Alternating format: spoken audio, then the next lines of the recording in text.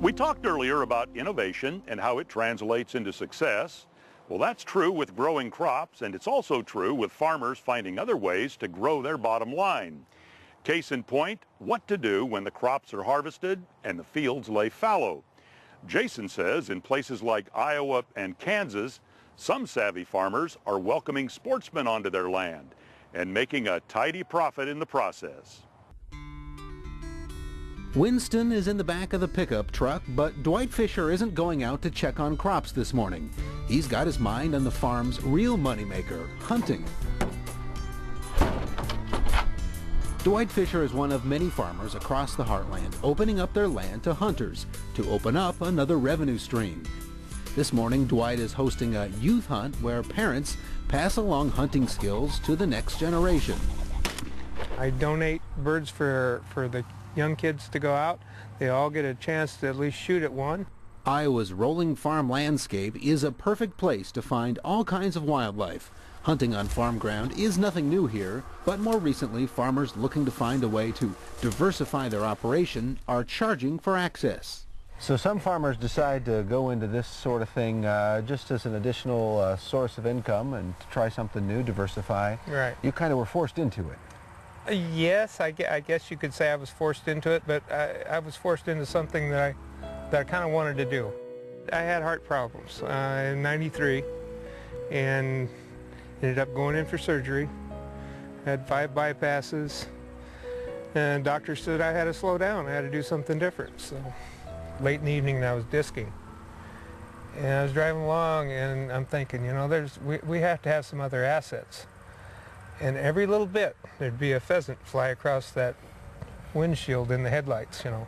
And I'm sitting there, and finally I says, I think maybe the good Lord's trying to tell me something. Dwight charges about $100 a day to hunt on his ground. He also raises and releases birds on his property for hunting.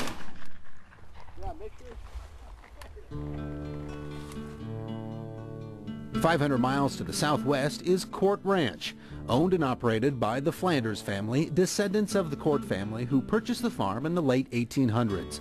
Over the years, the operation has seen many challenges and changes. For the past 10 years, hunting has been part of this family's business plan.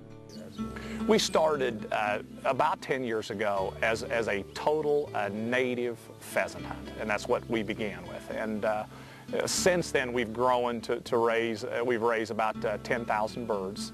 And we do the liberating, and we also have the native hunts. And it's just kind of growing from there. The most recent addition to this operation, a hunting lodge and bed and breakfast. 28 miles from the nearest town, it's a decidedly rural experience. We don't have cell phone service or pager service. We don't have internet access in our rooms. We felt like trying to compete with all the commercialism, you know, and to compete with the city.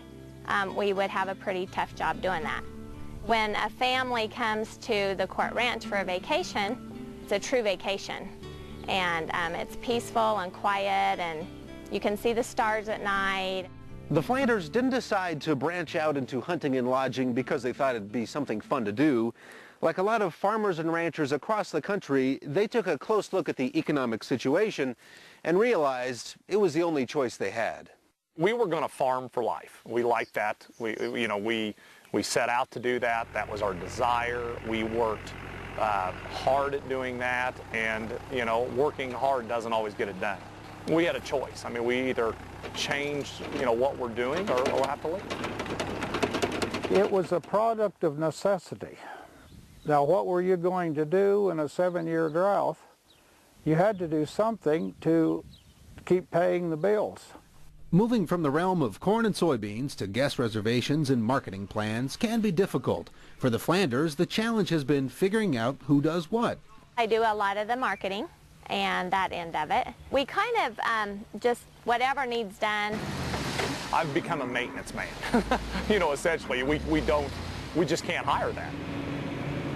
There were just so many things we never really foresaw when we started. And the amount of money it would take to really continually be open for business every year. Back in Iowa, Dwight Fisher agrees. He's had lots of trepidation, but he's not second-guessing his new venture. What would you say to those folks that have a little fear about trying something new? Should they go for it? Oh, definitely. I mean, you're not going to get any place unless you try. Dad, myself, Diana, my daughter, son, and his wife, I mean, we're just excited about, whatever it's going to take, whatever we can do. We would like to see this passed down and then continue. If they go back to farming, because farming's good again, great. We did what we needed to do to get it to the next generation. And hopefully they have that same passion that they want to get it to the next generation. Just another example of a growing number of American farmers deriving income from jobs and businesses that don't involve tilling the soil or raising livestock. They truly are among our most innovative entrepreneurs. And that's our show for today. We thank you for joining us. I'm Paul Ryan, and we'll see you next time right here in America's Heartland.